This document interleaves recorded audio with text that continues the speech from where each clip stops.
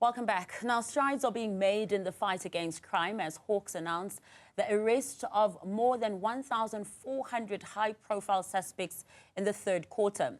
The offences include corruption, organised crime, kidnapping for ransom and illegal mining. To discuss this, I am now joined by Professor Nirmala Gopal, who is the academic leader in the Department of Criminology at the University of KwaZulu-Natal. Prof, thank you so much for joining us this evening to have this very important conversation when we talk crime and what we're doing about it in South Africa.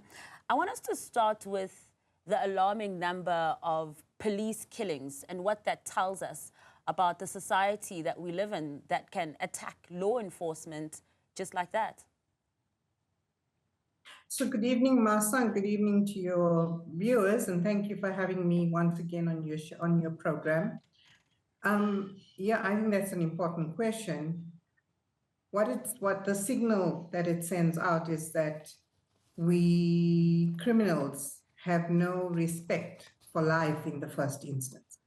So there's no respect for life, there's no respect for hierarchy in the country, and there's certainly no respect for people who are here to provide us with protection.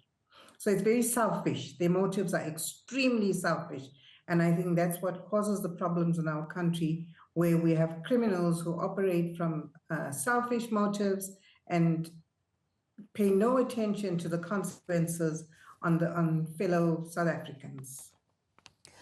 And I mean, when we're thinking about this, from the 13 officials that were murdered, 8 of them were off duty and 5 of them were murdered while on duty. So whether you are working officially or not, as a police officer, your life is still very much in danger. But what does it say when there are very lower conviction rates for those who do go and kill our law enforcement officials? I think the biggest challenge is in terms of the investigation. Quite often, frequently, your low conviction rates are as a consequence of poor investigation. So at that level, the investigations have to be watertight so you can have a prima facie case when you take it to court so that you can be guaranteed of convictions. And I think, it's just so important and critical that we invest in those investigations, especially when it comes to SAPS personnel, because these are the very people that we want to protect our country. And if SAPS themselves don't have the confidence in the criminal justice system, it would be unfair, I think, of us then to expect them to perform their duties at the highest level. That's a very daunting picture as well. And I want to talk about a few weeks ago, there were reports as well by the Department of Correctional Services who were highlighting that in some of the correctional facilities in South Africa, the number of inmates who are foreign nationals outnumber the inmates who are locals as well. And when we're looking at the stats from this period as well, from the Hawks, among those arrested from the 1,452, 451 were South African, while, almost double, 958 were foreign nationals. What is the South Africa supposed to do about this? Because clearly we have rights and laws that where people can't trespass, but they do.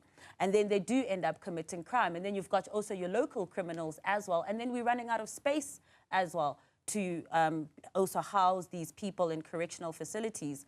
And it costs the state and you and I as taxpayers, as we know, quite a bit of money. What does it say about our society as well that we're reaching these levels of crime, but also it's not just our own South African nationals that we need to be looking out for? Yeah, so let's disaggregate that a little bit. And let me start with the fact that we have these disproportionately high number of foreign nationals who are being imprisoned in South African prisons. I think the important thing is to ask ourselves, why are they committing these crimes in South Africa? What types of crimes, what categories of crimes? And are they committing these crimes because they believe that our laws are our criminal justice system and our laws are so weak that it's easy to infiltrate them? Usually that's what, when you find foreign nationals penetrate a country, it's because they they don't trust, they have very little confidence in the laws of the country. So I think that's the first issue that I think is important for us to engage with.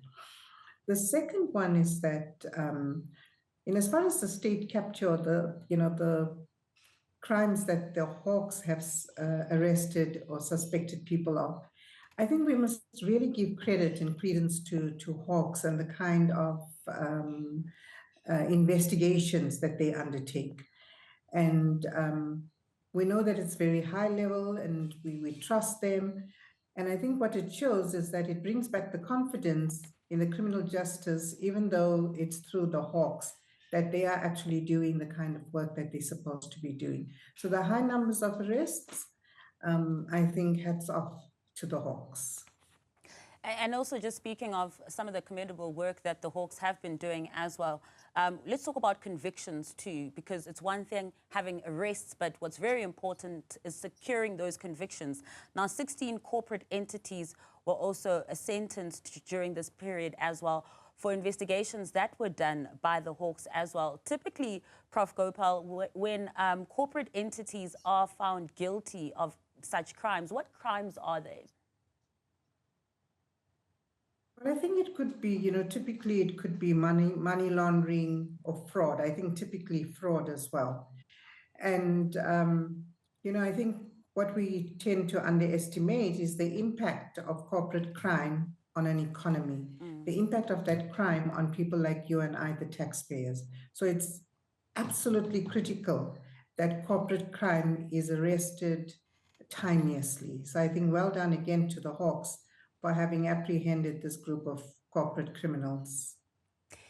And sometimes going like hand in glove, corporate crimes with corruption as well. Corruption, as we know, big problem in the country, something the government has said they're trying to root out as well.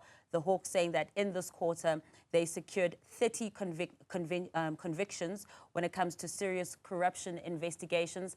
Yes, of course, I guess they do deserve a pat on the back for that. But when we're thinking about the large scale of corruption in South Africa, are 30 convictions for this period sufficient?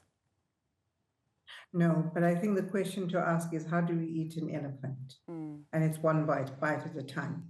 So every conviction or every arrest that we make, I think we must actually tick that off as a positive. And with increased confidence in the criminal justice system, in the work of Hawks, I am positive. I'm optimistic that we will get more convictions. Well, more arrests in the first instance and more convictions, provided that the investigations are extremely thorough and comprehensive. Do such convictions, in your view, looking at where we stand now, do they deter future corruption from occurring? Does it deter that person who wants to go into money laundering when it comes to corporate crimes, for instance? That's a very interesting question, Masa. So remember, when you think about the profile of a criminal, what is it that the criminal actually wants? So each criminal or category of criminals may want something different. To some, it may be a deterrent.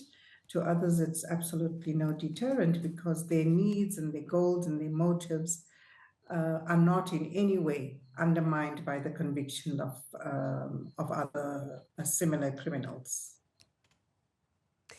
Yeah, and that's the thing, right? Because as you mentioned earlier as well, you can't underestimate any category of crime here as well. But just before I let you go, Prof, as well, when we're looking at law enforcement agencies like the Hawks and the work that they're doing as well, but also considering our crime rates too, should South Africans be feeling a little bit optimistic, a little bit more encouraged that we may be headed in the right direction when it comes to fighting serious crimes? I think absolutely. I think these arrests have been really tremendous for the country, and we must absolutely welcome them with open arms and give the criminal justice system some kind of, let's give them some credence, and let's show them that our confidence levels are increasing as well. Professor, thank you so much for your time this evening and just sharing your insights with us. That is Professor Nirmala Gopal, just talking to us about the recent stats that were released this week by the Hawks.